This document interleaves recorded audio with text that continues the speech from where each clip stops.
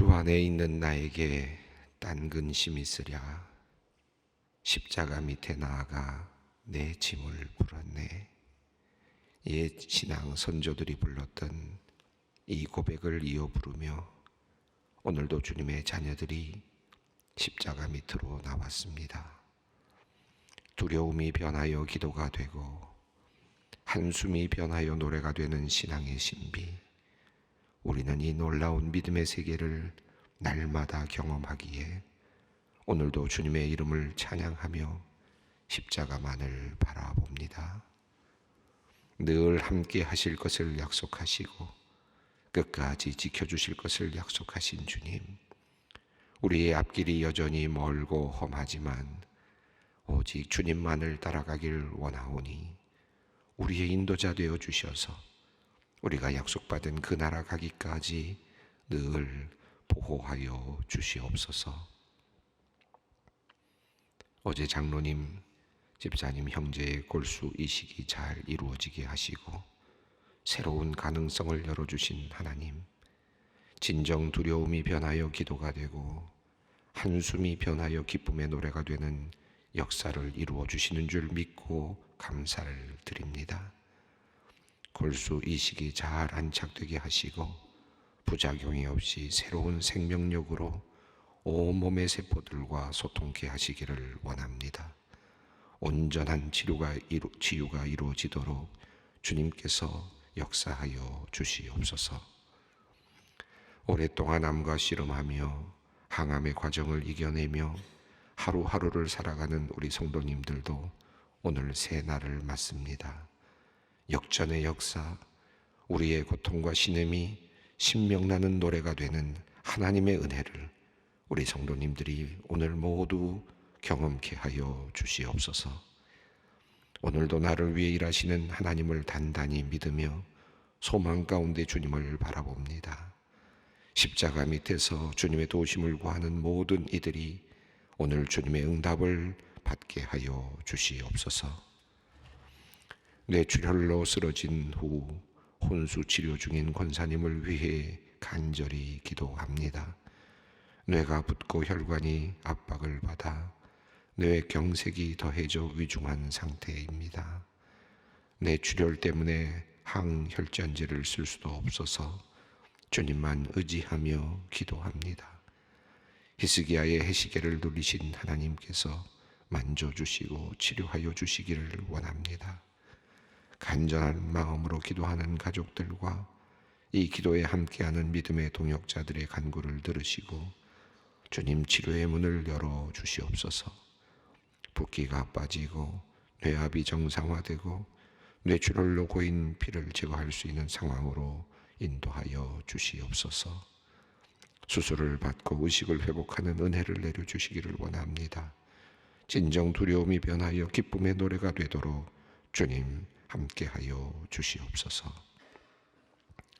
사랑의 하나님, 우리로 하여금 범사에 모든 일에 감사하게 하여 주시옵소서. 감사는 무엇의 결과가 아니라 무엇을 만들어내는 원인이며 출발점임을 마음에 새깁니다. 무엇 때문에 감사하는 것이 아니라 감사하면 새로운 길이 열리고 새 힘이 생기며 관계가 열리고 하나님께서 역사하심을 믿음으로 이제 고백합니다. 먼저 감사하게 하옵소서. 남편과 아내가 서로 감사하게 하시고 자녀와 부모가 서로 감사하게 하시며 형제와 이웃이 서로 감사하게 하여 주시옵소서. 성도 간에 서로 감사하며 서로 기뻐하게 하옵소서. 칭찬과 감사를 통해 새로운 역사가 일어나는 것을 보게 하시어 더욱 감사가 넘치는 우리의 삶이 되게 하여 주시옵소서. 우리 주님을 향하여서도 우리의 감사가 더욱 깊어지게 하여 주시옵소서. 진심에서 우러나오는 감사로 주님의 마음을 기쁘시게 해드릴 수 있었으면 좋겠습니다. 주님의 세밀한 손길들을 기억하게 하시고 그 은혜의 기쁨과 감사로 응답하는 우리 모두가 되게 하여 주시옵소서. 지난주 수학 능력 시험을 치른 학생들을 기억하며 기도합니다. 주님, 우리 자녀들이 두려움과 떨림, 홀과 부담과 감사가 뒤덮인 가운데 결과를 기다리고 있습니다. 주님께서 이들의 앞길을 바르게 인도하여 주시옵소서.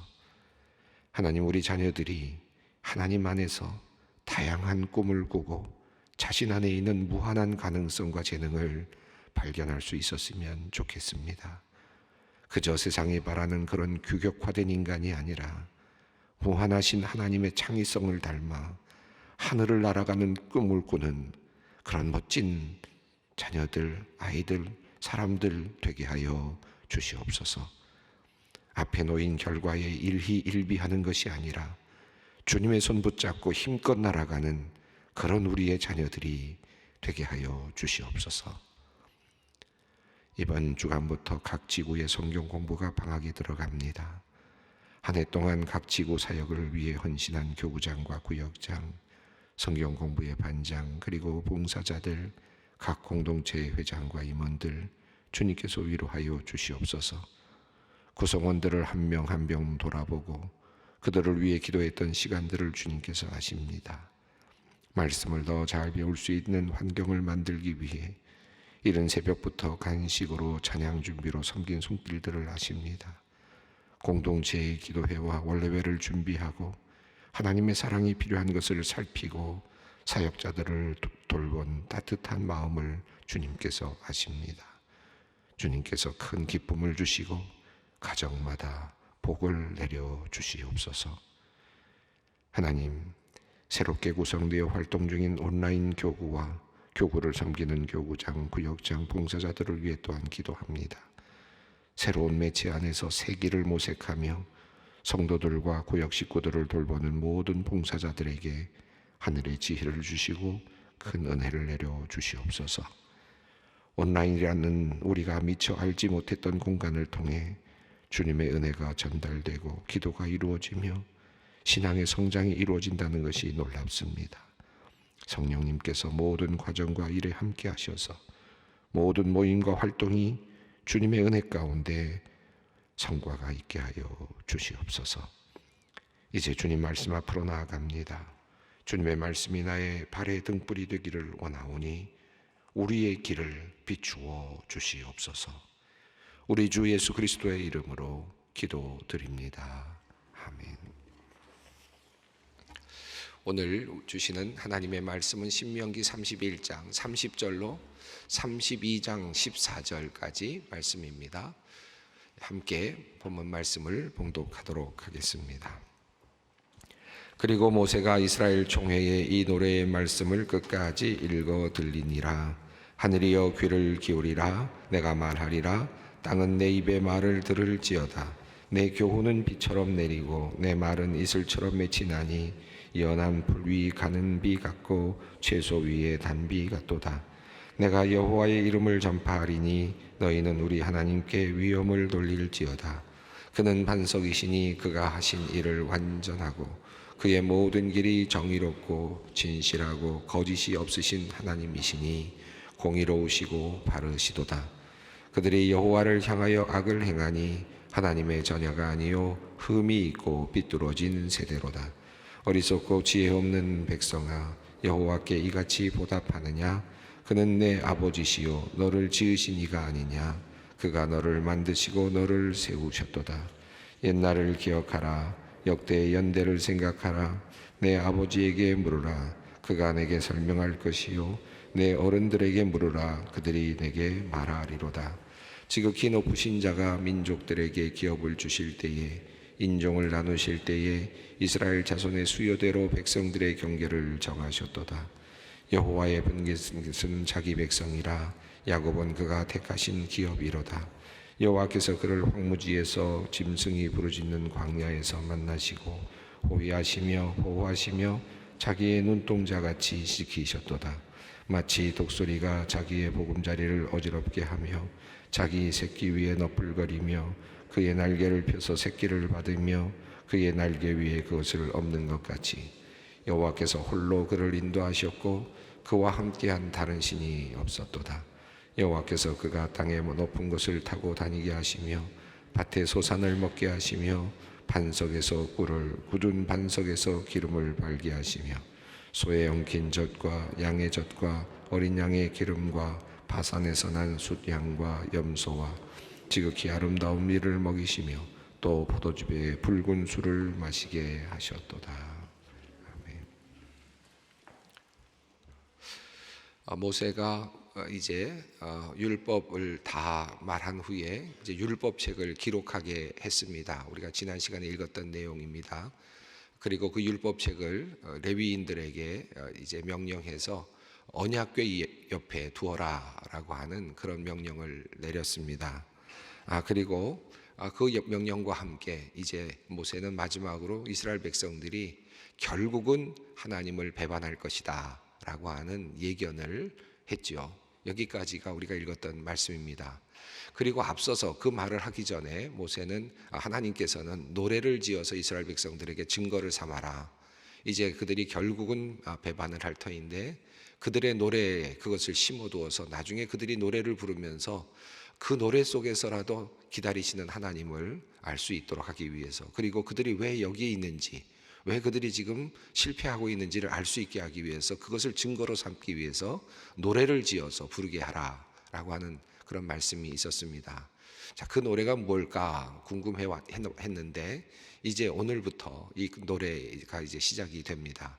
하나님께서 명령하셨고 또 모세가 지어서 부른 노래, 이 노래에는 하나님의 구속의 역사, 또 인간의 배반, 또 하나님께서 그럼에도 불구하고 찾으시는 그런 이야기들이 함께 어우러져 노래로 불려지고 있습니다. 오늘 본문부터 시작해서 이제 화요일 본문, 수요일 본문, 목요일 본문까지가 노래의 전체적인 흐름입니다. 근데 이 노래가 꽤 길어요. 그래서 짧은 노래가 아닌데 이 노래를 어떻게 이제 분석할 것이냐, 뭐 학자들마다 조금씩 다른데 그 중에서 제가 생각할 때는 이 노래를 하나의 법적인 뭐라 그럴까요? 소송이라 그럴까요? 마치 이 노래가 어떤 흐름으로 이루어지느냐 하면 마치 법정에서 한 그 검사가 이렇게 소송을 벌이는, 그리고 그 검사의 소송에 따라서 판사가 판결을 내리는 이런 흐름으로 이 노래가 이제 흘러가고 있음을 볼 수 있습니다. 그렇게 이제 정리한 학자들이 꽤 많이 있는데 저는 오늘 그런 흐름을 따라서 오늘 본문부터 이제 목요일 본문까지를 함께 여러분과 함께 이제 살펴보려고 합니다. 자, 이 노래 우리가 뭐 어떻게 노래를 만들어 부르라 그런 것이냐, 또 이 노래를 이스라엘 백성들이 이제 흥얼거리게 될 텐데 유행가가 되도록 만든다는 말씀이겠죠. 자녀들에게도 또 가르치고 자녀들이 또 부를 수 있게 만들어 놓는 노래. 그런데 이 노래 속에 하나님의 기다리심과 하나님의 구속의 어떤 은혜가 담겨져 있고, 인간의 배반, 이스라엘의 배반이 어떤 그 모습이, 배반한 모습이 적나라하게 드러나는 그런 내용의 노래입니다. 자, 이 노래의 흐름을 이제 오늘 본문이 처음 이제 시작을 합니다. 30절 먼저 말씀을 읽겠습니다. 그리고 모세가 이스라엘 총회에 이 노래의 말씀을 끝까지 읽어 들리니라. 자, 우선 첫 번째로 모세는 율법책을 다 완성한 다음에 그 율법책을 레위인들에게 명령을 해서 그 언약궤 옆에 그 율법책을 항상 놓아두도록 하라라고 하는 것으로 말했습니다. 이것이 증거가 될 것이다 라고 이야기를 했죠. 여기서 지난번에 말씀드린 것처럼 이 증거가 된다는 말은 이것이 이제 법적인 다툼에 있어서 하나의 법조문이 될 것이다. 무엇을 어겼는지, 무엇을 잘못했는지를 판가름하는 하나의 중요한 단서, 문서죠. 서로가 조약을 한 것이기 때문에, 언약을 맺은 것이기 때문에 이 율법책이 하나의 증거가 될 것이다 라고 이야기를 했습니다. 자, 그리고 나서 또 다른 증거, 지금 이제 또 다른 증거에 대한 이야기로 넘어갑니다. 이스라엘 백성들이 노래를 부르게 해서 이것이 또 다른 증거가 되게 할 것이다 라고 하는데, 자, 모세가 이스라엘 총회에서 이 노래의 말씀을 끝까지 읽어 들리니라. 이 노래는 그러니까 모세의 노래죠. 모세가 지었다라고 할 수 있겠습니다. 모세가 만들어서 이스라엘 백성들이 부를 수 있도록 했고, 노래를 직접 모세가 모든 이스라엘 백성들에게 들려주었다라고 할 수 있겠습니다. 그러니까 노래를 배우는 시간이었다고 할 수 있을 것 같은데, 이렇게 노래를 배우게 하고 이 노래가 이제 끝까지 모든 이스라엘 백성들에게서 이어질 수 있도록 그렇게 만들었습니다. 자, 그 노래가 어떻게 이제 되어 있는지, 그 노래가 이제 시작이 됩니다. 1절 말씀입니다. 하늘이여 귀를 기울이라. 내가 말하리라. 땅은 내 입의 말을 들을지어다. 하늘과 땅을 소환합니다. 앞서서 하나님께서 어떻게 하셨죠? 모세를 통하여 내가 증거를 삼겠다라고 말씀하시면서 그 증거가, 이 언약의 증거가 땅과 하늘이 될 것이다. 인간은 오고 가고 가는데 땅과 하늘은 끝까지 남아 있겠죠. 하나님의 날까지 끝까지 지탱을 할 것입니다. 그러니까 하늘과 땅이 모든 인간들과의 관계를 맺었던 그 모든 것들, 이스라엘 백성들과 맺었던 하나님과의 그 모든 관계, 언약을 증거할 증인이 된다라고 하나님께서 말씀하셨는데, 자, 오늘 1절 말씀을 보면 이제 하늘과 땅을 소환합니다. 그러니까 이 하늘과 땅을 소환한다는 얘기는 이제 증인을 소환하는 거죠. 증거자를 소환하는 것입니다. 과거에 하나님과 이스라엘이 맺었던 그 시내산에서, 호렙산에서의 언약, 그때도 하늘과 땅이 있었지 않습니까? 또 모압 평야에서 이스라엘 백성들과 함께했던 바로 그 자리에도 하늘과 땅이 있었지 않습니까? 자, 이것들을 보았던, 그것들이 함께 있었던 하늘과 땅을 소환하는 것입니다. 증인을 먼저 소환을 하는 겁니다. 하늘이여 귀를 기울이라. 내가 말하리라. 땅은 내 입의 말을 들을지어다. 하늘이여 귀를 기울이라. 내가 말할 수 있도록, 원어는 이제 그런 의미로 정확하게 해석을 해볼 수 있습니다. 그러니까 내가 말할 수 있도록 목적절이 있고, 하늘이여 귀를 기울여라. 그러니까 증인들이여 내 말을 들어라. 증인들이 한번 내 말을 들어보십시오 라는 그런 의미로 이해가 될 수 있습니다. 자, 이제 증인을 소환하고 이제 법적으로 이제 다툼이 시작이 될 것 같습니다. 자, 그런데 먼저 지금 이 노래에 대한, 먼저 하늘과 땅을 불러서 증인을 소환한 다음에, 자, 이제부터 내가 말하는 이 노래가 어떤 성격인지, 내가 이제부터 말하는 모든 내용이 어떤 것인지에 대한 전체적인 성격을 규명합니다. 이 노래의 성격을 규명을 하는데요, 2절 말씀입니다. 내 교훈은 비처럼 내리고 내 말은 이슬처럼 맺히나니 연한 풀 위 가는 비 같고 채소 위에 단비 같도다. 자, 지금부터 이제 모세가 부를 이 노래, 이 교훈, 여기서 교훈은 내 교훈이라는 것은 하나님의 교훈이라기보다는 지금 모세가 부르는 이 노래로 이해하는 것이 더 적절할 것 같습니다. 모세가 지금 노래를 만들어서 불러주고 있는 이 교훈의 이야기, 지금 내가 말하는 이 이야기, 모세 때가 말하고 있는 이 이야기는 어떤 것이냐? 비처럼 내리는 것이고 이슬처럼 맺히는 것이다. 연한 풀 위에 가는 비 같고 채소 위에 단비 같도다.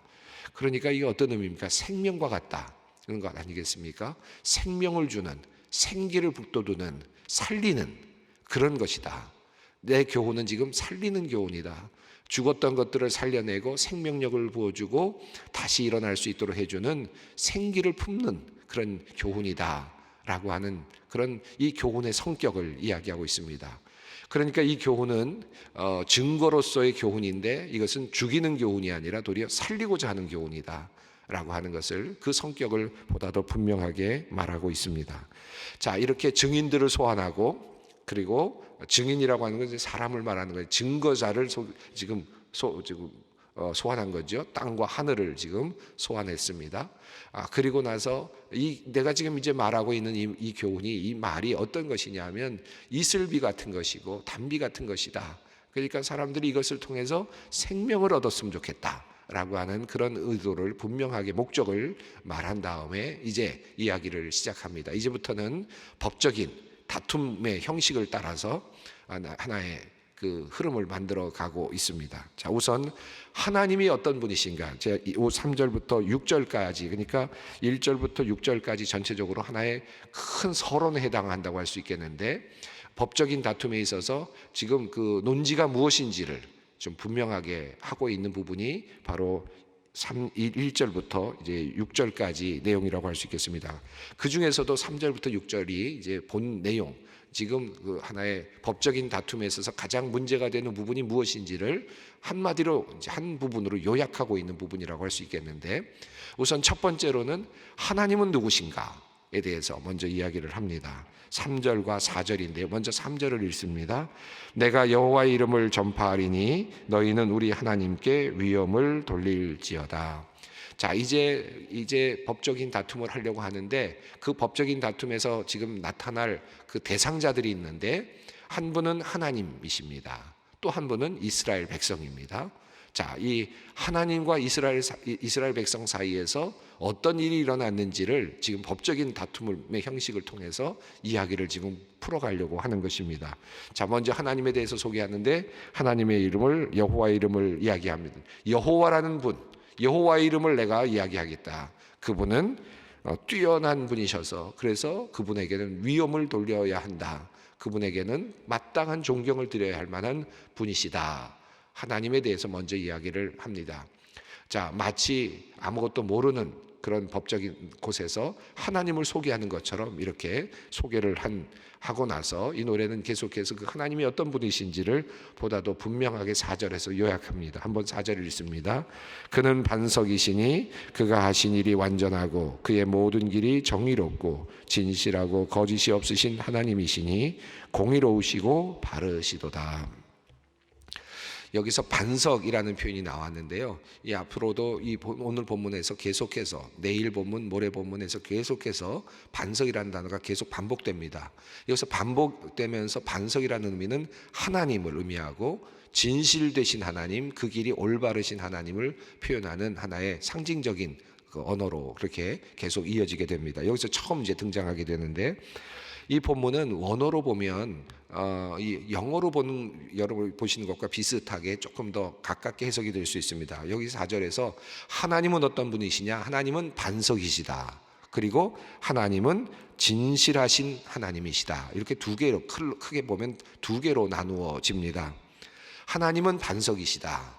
그 반석은 어떤 분이시냐 하면 완전하고 그 일이 완전하고 모든 길이 정의롭다. 그런 반석의 특징, 반석이라고 하는 것을 상징으로 보여주는 것은 그가 하시는 일이 완전하고 그가 가는 길이 정의롭다, 의롭다. 그것이 반석이라고 하는 분을 이제 이렇게 감싸고 있습니다. 그래서 여기 보면 앞서서 왜냐하면이라는 것을 붙일 수 있는데 하나님께 적절한 위엄을 올려라. 왜냐하면 그분은 반석이시기 때문이고 또 하나는 진실하신 하나님이시기 때문이다.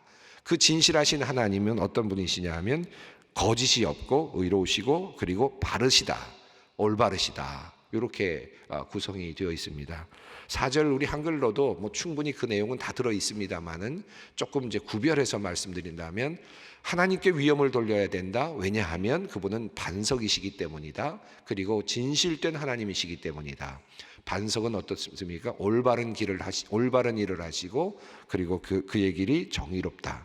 그리고 진실된 하나님은 거짓이 없으시고 그리고 공의로우시다, 바르시다라고 하는 이렇게 설명이 됩니다. 어쨌든 하나님은 반석이시고 하나님은 진실되신 분이시다. 자, 이렇게 하나님에 대해서 먼저 하나님을 소개합니다. 자, 그러면 그 다음에 또 다른 한 구성원이 나오는데 이제 비난받아 마땅하고 또 이 법적인 문제에서 다툼이 될 만한 문제의 사람이 등장하는데 그들이라는 표현으로 시작이 됩니다. 이스라엘을 표현하는 거죠. 5절 말씀을 읽습니다. 그들이 여호와를 향하여 악을 행하니 하나님의 자녀가 아니요 흠이 있고 삐뚤어진 세대로다. 자, 이스라엘 백성들을 이제 소개하는데 그들이라고 표현을 했습니다. 여호와를 향하여 악을 행한다. 여호와는 지금 앞서서 뭐라고 했습니까? 반석이시고 진실하신 하나님이시고 그가 하는 길이 의롭고, 그렇죠?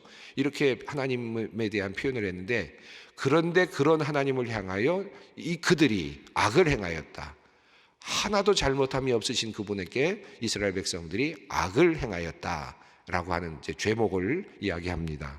자, 그런데 그 악을 행한 그들이 누구냐 하면 자녀의 이미지로 나타납니다. 하나님의 자녀가 아니요 삐뚤어진 세대로다. 하나님의 자녀. 그러니까 여기서 거꾸로 말하고 있는 거죠. 그들은 지금 그 하나님의 자녀인데 삐뚤어진 세대, 삐뚤어진 하나님의 자녀, 악을 행하고 있는 자녀입니다. 6절은 그것을 조금 더 보강합니다. 함께 읽습니다. 어리석고 지혜 없는 백성아, 여호와께 이렇게 이같이 보답하느냐? 그는 내 아버지시요 너를 지으신 이가 아니냐? 그가 너를 만드시고 너를 세우셨도다. 여기서 보다 더 분명하게 말하죠. 그가 너의 아버지가 아니냐?